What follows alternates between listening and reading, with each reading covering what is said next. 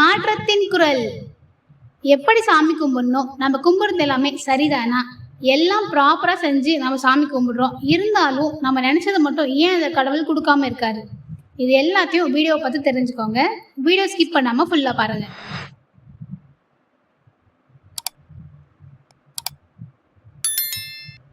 நமக்கு மேல ஒரு சக்தி இருக்குங்க. அதை நான் கடவுள்னு நினைக்கிறேன். கடவுள் நம்பிக்கை இல்லாதவங்க அந்த சக்தியை பிரபஞ்சம்னு எடுத்துக்கோங்க. அப்படி உங்களுக்கு பிரபஞ்சம் மேலேயும் நம்பிக்கை இல்லை அப்படின்னா உங்களோட பெற்றோர்களை நினைச்சுக்கோங்க.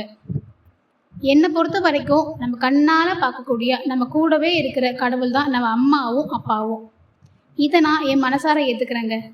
உங்களுக்கு கடவுள் நம்பிக்கையும் இல்லை பிரபஞ்சம் மேலேயும் நம்பிக்கை இல்லைன்னா நான் சொல்லக்கூடிய கருத்தை உங்களோட பெற்றோர்களோட ஒப்பிட்டு பாருங்க. கடவுள் என்பது ஒருவரே. அது சிவனா இருக்கலாம், முருகனா இருக்கலாம், அல்லாவா இருக்கலாம், இயேசுவா இருக்கலாம், இல்லை புத்தரா இருக்கலாம். உங்களுக்கு எந்த கடவுளை பிடிச்சிருக்கோ நீங்க அந்த கடவுளை நினைச்சுக்கோங்க. உங்களுக்கு பிடிச்ச கடவுளை கற்பனை பண்ணிக்கோங்க. கடவுள் அமைதியா உட்காந்துட்டு இருக்காரு. ஒரு பக்தன் கடவுளை நினைச்சு பயங்கரமா விரதம் இருக்காரு. டெய்லியும் சாமி கும்பிடுறான்.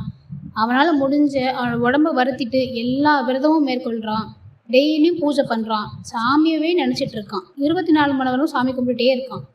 இருந்தாலும் கடவுள் அவன் கேட்ட எதையும் கொடுக்காம சும்மா உட்காந்து அவன் பண்ணுற எல்லாத்தையும் வேடிக்கை பார்த்துட்டே உட்காந்துட்டு இருக்காரு.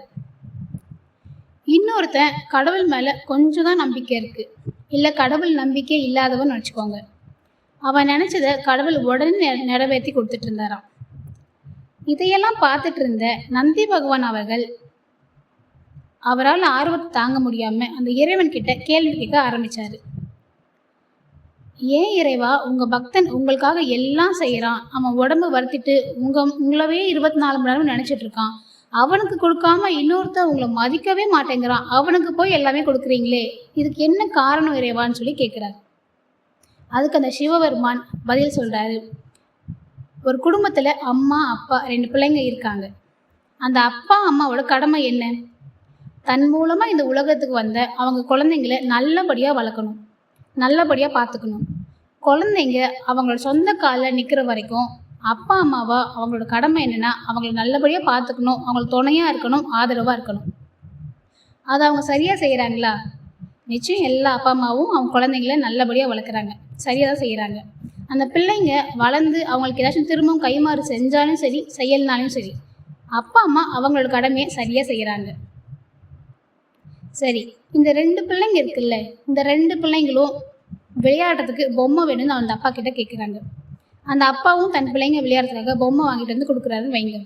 அதில் ஒருத்தன் என்ன பண்ணுறான், அந்த பொம்மையை விளையாடும் போது விளையாடிட்டு மற்ற நேரத்தில் பத்திரமா அதை எடுத்து வச்சுட்டு அவனோட வேலை என்னவோ அதை அவன் பார்த்துட்டு இருக்கான். ஆனால் இன்னொரு குழந்தை என்ன பண்ணுதுன்னா, அந்த பொம்மையை அப்பா கொடுத்ததுக்கப்புறம் ஒரு கொஞ்ச நேரத்தில் அதை தூக்கி போட்டுட்டு இன்னொரு பொம்மை வேணும்னு சொல்லி அடம் பிடிக்குது. சரி, அல்றானேன்னு சொல்லி இன்னொரு பொம்மையை கொண்டு வந்து கொடுத்தாலும் அதையும் கொஞ்ச நேரம் விளையாடிட்டு தூக்கி போட்டுட்டு இன்னொரு பொம்மை வேணும்ட்டு அடம் பிடிச்சிட்டே இருக்கு. இந்த மாதிரி அவங்க அப்பா வாங்கிருக்கிற எந்த பொம்மையும் அதை மதிக்காம, பொம்மையை பொருட்படுத்தாம தூக்கி போட்டுட்டு இன்னொரு பொம்மை வேணும், எனக்கு இன்னும் வேணும்னு கேட்டு அடம் பிடிச்சிட்டே இருக்குன்னு வைங்களேன். அந்த அப்பாவுக்கு அந்த குழந்தை கேட்கறத வாங்கி கொடுக்கணும்னு தோணுமா தோணாதா? நிச்சயமா தோணாது. இதேதான் நந்தி பகவான் கிட்ட சிவபெருமான் சொல்றது இதேதான். இந்த மனுஷங்களுக்கு நான் என்னதான் கொடுத்தாலும், அவங்க ஆசைப்படுற எல்லாத்தையுமே கொடுத்தாலும் அதை மதிக்காம தூக்கி போட்டுட்டு இன்னும் வேணும்ட்டு அவங்க கிட்ட இல்லாத ஒண்ணு மேல மட்டும்தான் நினைச்சு கேட்டுட்டு இருக்காங்களே தவிர நான் என்ன கொடுத்தனோ அவங்க அதை மதிக்கிறதே இல்லை, அவங்க அதை பொருட்படுத்துறதே இல்லை. அதனால எனக்கும் கொடுக்கணும்னு தோணலை.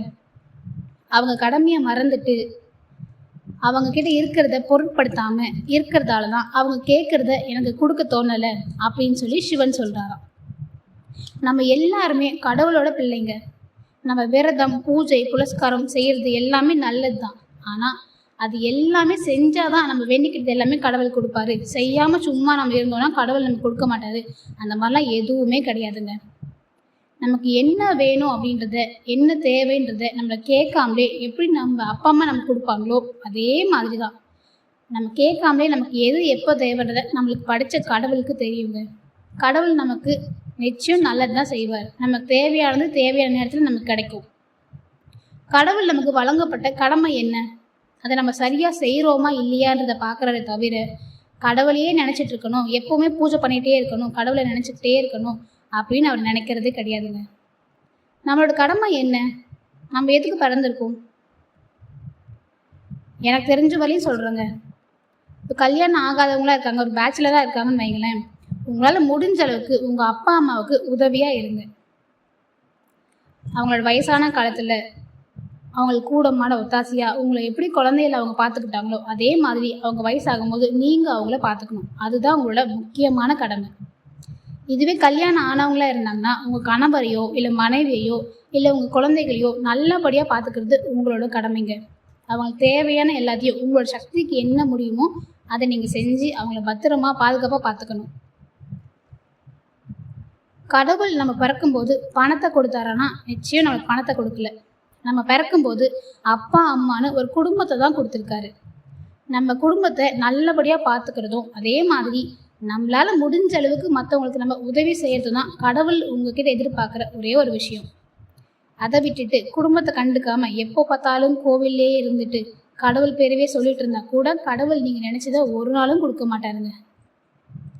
யார் ஒருத்தர் தன்னோட குடும்பத்தை பொறுப்பாக பார்த்துட்டு தன்னால் ஆன உதவிகளை மற்றவங்களுக்கு செய்கிறாரோ, மற்றவங்களுக்கு எந்த கெடுதலும் நினைக்காம இருக்காரோ, அவர் கடவுளை கும்பிட்டாலும் சரி கும்பிடனாலும் சரி அவர் நினச்சது எல்லாத்தையும் கடவுள் நிச்சயம் நிறைவேற்றி கொடுப்பாருங்க.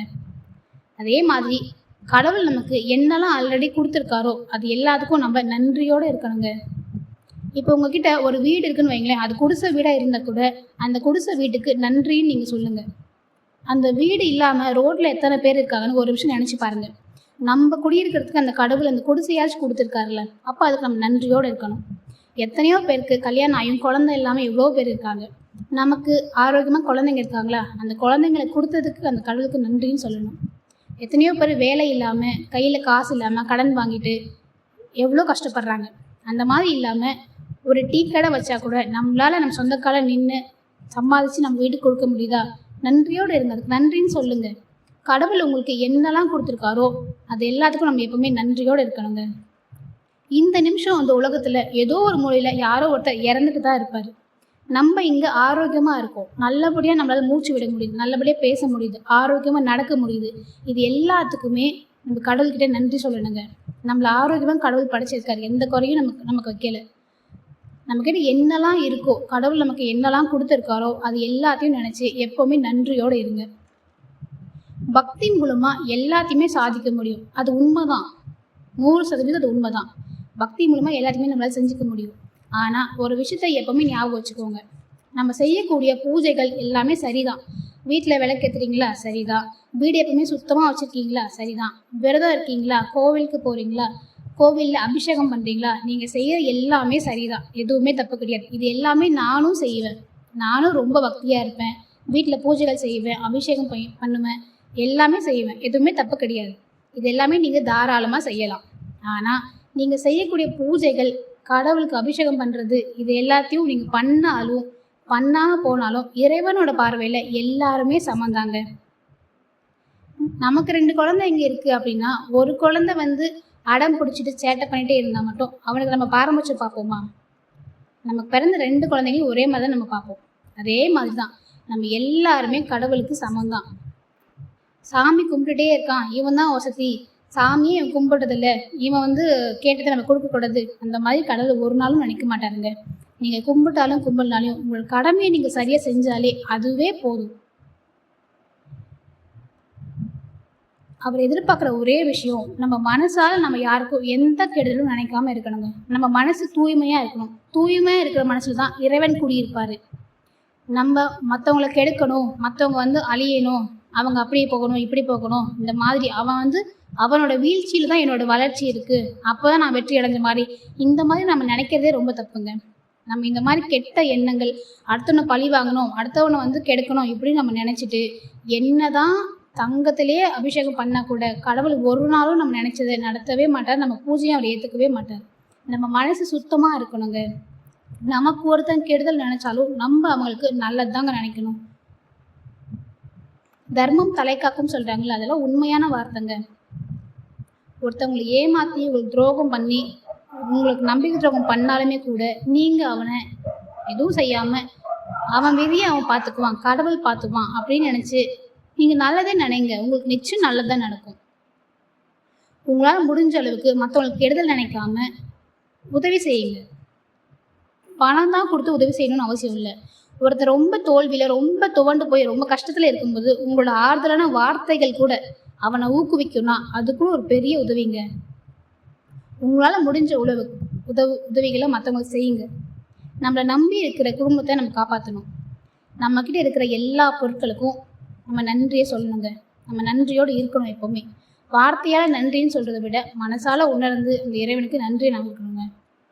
நம்ம கடமையை நம்ம சரியாக செஞ்சாலே இறைவனோட மனசு நிறைஞ்சிடுங்க. நம்ம கேட்டது எல்லாமே உடனே கொடுத்து வருவார். நம்ம இதுக்கு பூஜை செய்யணும், புரஸ்காரம் செய்யணும், 24 மணி நேரமும் கடவுளை நினச்சிட்டு இருக்கணும், எதுவும் அவசியம் இல்லை. நம்ம மனசு தூய்மையாக இருக்கணும், நம்மளோட பக்தி உண்மையாக இருக்கணுங்க.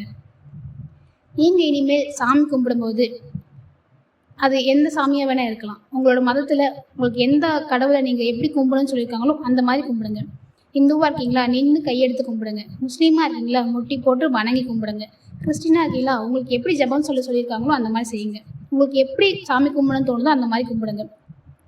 இனிமேல் சாமி கும்பிடும்போது கடவுளை எனக்கு இதை கொடு, எனக்கு அதை கொடு, எனக்கு செல்வம் கொடு, எனக்கு சொத்தை கொடு, பதவியை கொடு, அதிகாரத்தை கொடு, இந்த மாதிரி கேட்காம கடவுளே நீங்கள் எனக்கு கொடுத்த எல்லாத்துக்கும் என்னோட மனமார்ந்த நன்றி. நான் ரொம்ப ஆரோக்கியமாக இருக்கேன், என் குடும்பம் ரொம்ப செழிப்பாக இருக்குது, எனக்கு இந்த மாதிரி ஒரு நல்ல குடும்பத்தை கொடுத்ததுக்கு ரொம்ப நன்றி. என்னோட கடமையை நான் நிச்சயம் நல்லபடியாக செய்வேன். என்னால் ஆன உதவிகளை மற்றவங்களுக்கு நான் நிச்சயம் செய்வேன். எனக்கு எப்போவுமே நீங்கள் துணையாக இருந்தால் மட்டுமே போதும், என் கூடவே துணையாக இருங்க.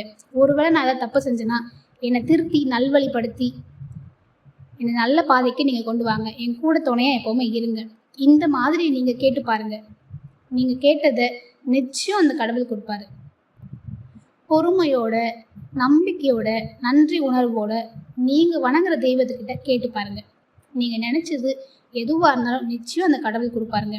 நம்மளை படைச்ச கடவுளுக்கு தெரியும் எந்த நேரத்தில் நமக்கு என்ன வேணும்னு. கடவுளை நம்புங்க, அவர் உங்களுக்கு நல்லதை மட்டும்தான் செய்வார். நம்பிக்கையோடு உங்கள் பிரார்த்தனையை செய்யுங்க. நீங்கள் கும்பிடுற எல்லாமே சரிதான், ஆனால் நீங்கள் கும்பிடுற பூஜைகள், புரஸ்காரங்கள் அதோடு சேர்த்து மற்றவங்களுக்கு உங்களால் முடிஞ்ச அளவுக்கு உதவி செய்யுங்க. மற்றவங்களுக்கு கெடுதல் நினைக்காதீங்க. உங்கள் குடும்பத்தை நல்லபடியாக பார்த்துக்கோங்க. உங்களோட கடமையை செய்யுங்க. குடும்பத்தை மட்டும் தான் பார்த்துக்கணும், நம்ம ஒர்க் பண்ணுற இடத்துல நம்ம யாரை வேணால் கெடுதல் நினைக்கலாம், அந்த மாதிரி இருக்காதீங்க. வீட்டில் இருக்கும்போது குடும்பத்தை பார்த்துக்கணும், வெளியில் இருக்கும்போது மற்றவங்களுக்கு உதவி செய்யணும். நம்ம ஒர்க் பண்ணுற பிளேஸில் இருக்கும்போது நமக்கு என்ன கடமை, நமக்கு என்ன ஒர்க்கோ அதை நம்ம நல்லபடியாக செய்யணுங்க. மனசளவில் கூட யாருக்கும் கெட்டதை நினைக்காம உங்கள் கடமையை மட்டும் நீங்கள் செய்யுங்க. இறைவன் நீங்கள் கேட்டதை விட கேட்கறதுக்கு முன்னாடியே உங்களுக்கு வாரி வழங்குவார். இதை நான் என் அனுபவத்தில் பார்த்துருக்கேன். இந்த வீடியோ பிடிச்சிருந்தா லைக் பண்ணுங்கள், ஷேர் பண்ணுங்கள், கமெண்ட் பண்ணுங்கள். உங்களோட கருத்துக்களை கீழே பதிவிடுங்க. தேங்க்ஸ் ஃபார் வாட்சிங்.